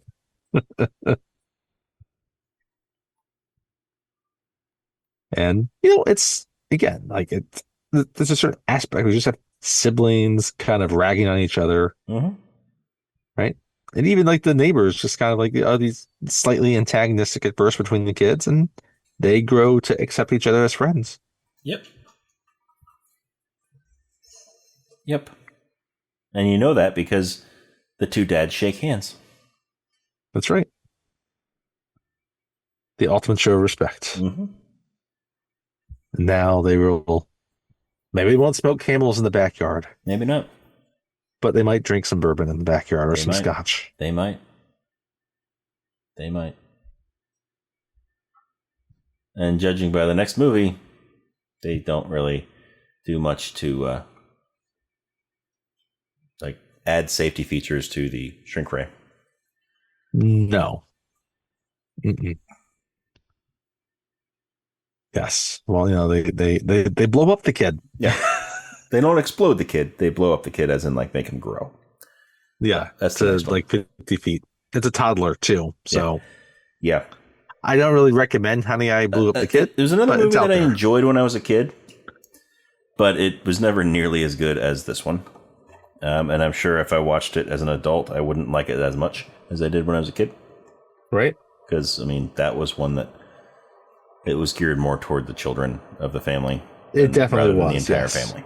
But, that's Honey, I Shrunk the Kids. And, anything else you want to say about it? I think it's good. I think we covered it. I think so, too.